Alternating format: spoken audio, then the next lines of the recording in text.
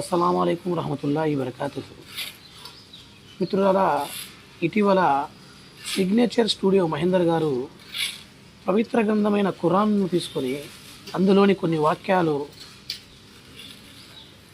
సమాజానికి పెనుముప్పులా ఉన్నాయని చెప్పేసి తన ఛానల్ ద్వారా చూపించడం జరిగింది.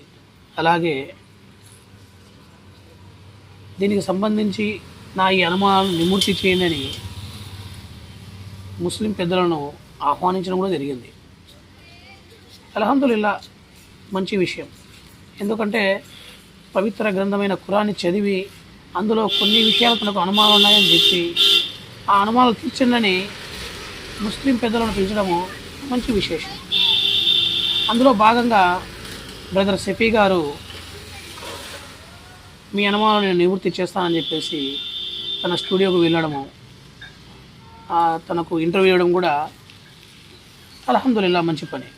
అయితే ఇందులో జరిగిన విషయం ఏమిటంటే, ఇంటర్వ్యూలో డాక్టర్ అంబేద్కర్ గారి గురించి ప్రస్తావన తెచ్చారు. డాక్టర్ అంబేద్కర్ గారు ముస్లింలు బట్టి ఇటువంటి కొన్ని పదాలు ఏవైతే ముస్లిం సమాజం ఉండడం వల్ల ప్రమాదము, ఇంకోటి కొన్ని వ్యాఖ్యానాలు చూపించారు. అవి తన మొబైల్ నుండి ఒక పీడిఎఫ్ డౌన్లోడ్ చేసి పలానా పేజీ అని చెప్పి చూపించడం జరిగింది. మనం ఈరోజు చూస్తున్నాము, అనేక గ్రూపుల ద్వారా ఒక వాట్సాప్ యూనివర్సిటీ అని ఒకటి ఉంది. దాని ద్వారా ఎటువంటి వీడియోలు వస్తున్నాయో మనం గమనిస్తున్నాం. వారి పని ఎంతసేపు ఉన్న ముస్లింల మీద ఏడవడము, ముస్లింలు అలాంటి వారు ఏయో వారి మనసుకు నచ్చినవన్నీ చెప్తా ఉండడము, అంతకుమించి వారికి ఇంకొక పని అనేది ఏది లేదు. అటువంటి వారి నుండి సేకరించిన కొన్ని విషయాలు తీసుకొని బ్రదర్ షఫీ గారి ముందు పెట్టడం జరిగింది. మహేందర్ గారు, నేను మిమ్మల్ని ఒకే ప్రశ్న అడుగుతున్నాను. ప్రతి విషయానికి ఒక కమిట్మెంట్ ఉంటుంది. మరి మీరు ఇంటర్వ్యూకు ఏ విషయాలు నాకు అనుమానం ఉన్నాయి తీర్చని పిలిచారు, ఏ విషయాలు అక్కడ ప్రస్తావిస్తున్నారు?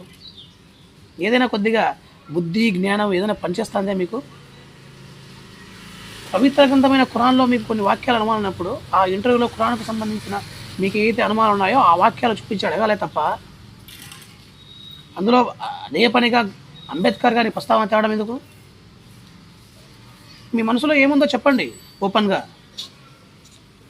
నేను ఇలా కాదండి, నేను ఫలానా, నేను ముస్లింలను ఇలానే పిలుస్తాను, కానీ వచ్చిన తర్వాత నాకు ఎలా కావాలో అలాగా అడుగుతాను, ఎలాగైనా అడుగుతాను,